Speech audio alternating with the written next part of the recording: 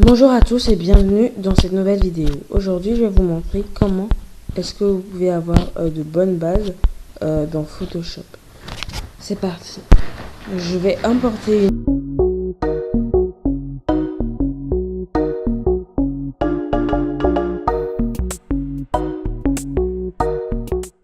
une image qui est sur mon téléphone en appuyant sur Ouvrir.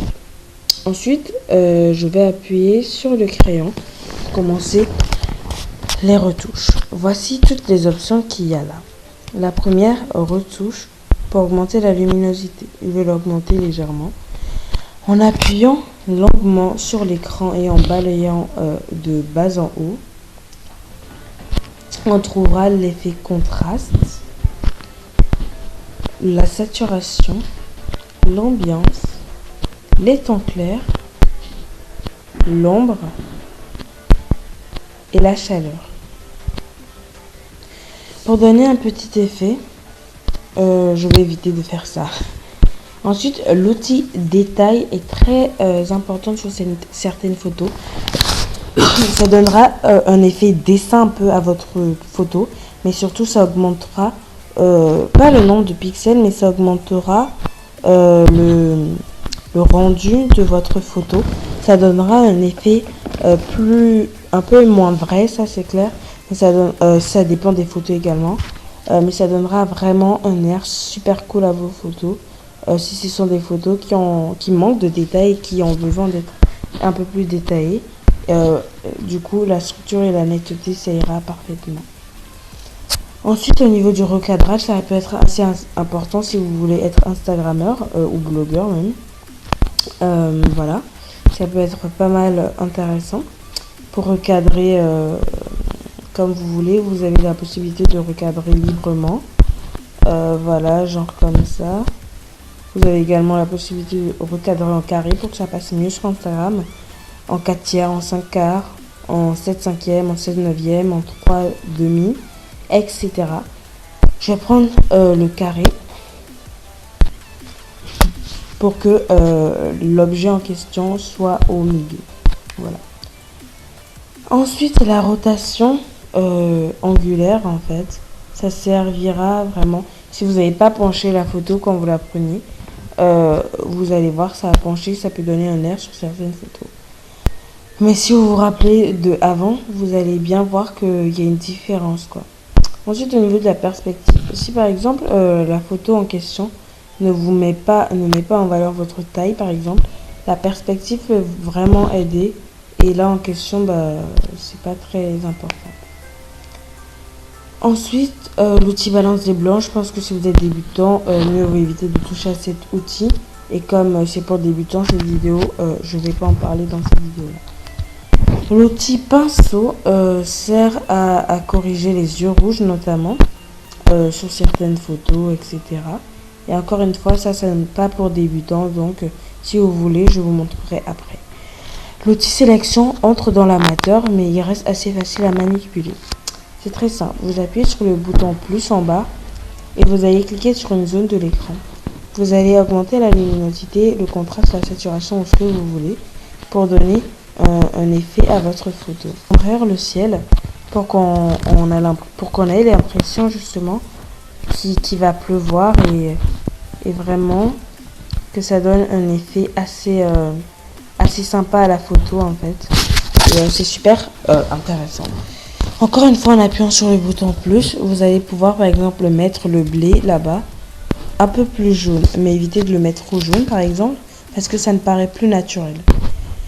Surtout par rapport au ciel qui est très sombre, ce ne serait pas crédible que le blé soit aussi jaune. Mais ce n'est pas grave, c'est pour la photo, on va le mettre. On va également mettre la zone ici en jaune, etc.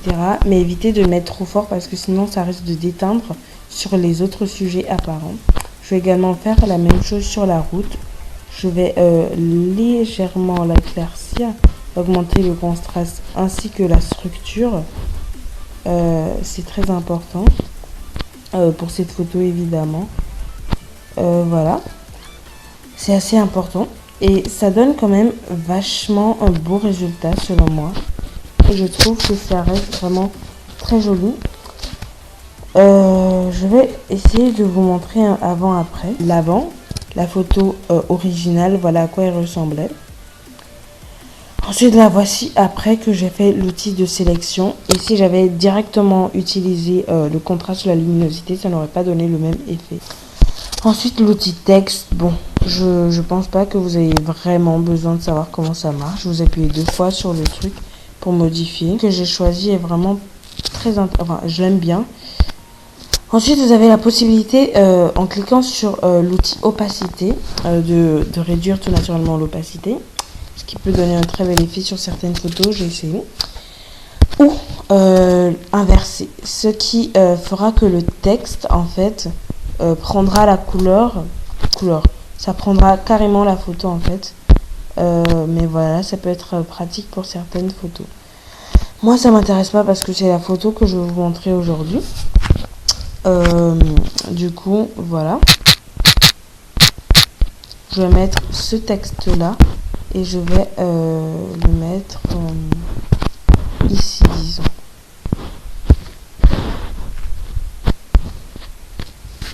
Voilà. On a également la possibilité de modifier les couleurs, mais j'ai passé parce que je vous laisse découvrir. Il y a également cette option que je trouve particulièrement sympathique. C'est l'option, je sais plus comment elle s'appelle d'ailleurs. C'est pour augmenter. Si par exemple, dans votre photo, vous trouvez que le champ n'est pas assez large et que vous aurez aimé que ce soit un peu plus large, avec l'outil d'intelligence artificielle qui est intégré dans ce logiciel, ça va recréer des images à partir des images que vous avez déjà prises et les prolonger comme si c'était les mêmes. Si vous abusez évidemment de cette option, il va très mal faire cette option. Encore une fois, il y a la courbe qui est très pratique. Mais en tant que débutant ou même amateur, enfin amateur ça dépend, en tant que débutant cela ne va pas beaucoup vous servir. L'outil correction, je l'ai sauté, il peut être très intéressant si vous avez des boutons ou des choses à cacher. Là par exemple, il y a un petit truc ici, et encore une fois avec l'intelligence artificielle, ça va le masquer. Là, comme la personne n'est pas de face, je ne pourrais malheureusement pas faire la photo. Maintenant on entre dans les filtres. Il y a l'effet focus que je ne vais pas utiliser sur cette photo parce que ça ne va pas rendre bien du tout. Voilà, effectivement ça rend pas très bien. Quoique, l'effet glamour, si si vous êtes Instagrammeur, Instagrammeuse du coup, pour les photos de proches, yeux, sourcils, eyeliner, ce que vous voulez, c'est assez pratique. Contraste tonal, je vous invite fortement à l'utiliser si vous n'avez pas déjà fait les sélections comme tout à l'heure, parce que ça donne vraiment des tons plus clairs ou des tons même plus sombres, moyens ou foncés à la photo. Et franchement, moi j'aime beaucoup, j'aime tellement ça. On peut protéger également les tons sombres et c'est ce que je vais faire. Regarder la différence. Après, il y a des gens qui vont pas aimer, ça je comprends, mais le avant, après, vous voyez bien qu'il y a une différence. Effectivement, la différence est au niveau des tons clairs, j'ai quand même au niveau des tons sombres, j'ai quand même abusé. Du coup, voilà, là c'est beaucoup mieux. Il y a également des réglages dans ce mode. Voilà, des réglages, c'est la même chose. Le rendu HDR, je vous déconseille de l'utiliser sur certaines photos. Utilisez-le vraiment assez rarement parce que sinon c'est pas très utile. Le reste, je vous laisse les découvrir par vous-même. Ensuite, il y a un outil amélioré pour la mise en valeur du visage. Mais là, il n'y a pas de visage sur la photo, donc ça ne détecte rien. Pour terminer, du coup, cette très petite vidéo, j'espère qu'elle vous plaira d'ailleurs. La petite effet double exposition qui permettra tout simplement d'avoir 2 images sur la photo. Et si vous le faites bien, ça peut faire, si vous mettez une bonne légende ou un truc comme ça, ou vous réglez bien le... Ah oui, j'ai oublié de vous dire, c'est très important aussi. Si vous avez par exemple fait une petite faute, vous appuyez juste sur ce petit logo. Vous pouvez appuyer sur annuler. Et si vous dites ah mince, je viens d'annuler mais je préfère l'ancien, vous appuyez sur rétablir. Si vous appuyez sur ce rétablir là, ça risque de rétablir depuis le début en fait. Et effacer tout ce que vous avez fait. Donc évitez d'appuyer dessus si vous n'êtes pas sûr. Ensuite, voilà, on appuie sur afficher les modifications. Vous aurez point par point toutes les modifications que vous avez faites. Et du coup, regardez bien l'avant, au départ, à quoi ressemblait la photo et comment on a terminé. Voilà, donc je trouve les cheveux apparaissent beaucoup plus blonds comme le fond. Donc voilà. Pour télécharger, vous voyez bien ce petit truc qui a partagé, exporté, etc. Pour enregistrer dans votre galerie, appuyez juste enregistrer. Et ça sera très simple et très fini. Voilà, donc j'espère que ce tutoriel vous aura plu. N'oubliez pas de liker et de vous abonner. Bye bye.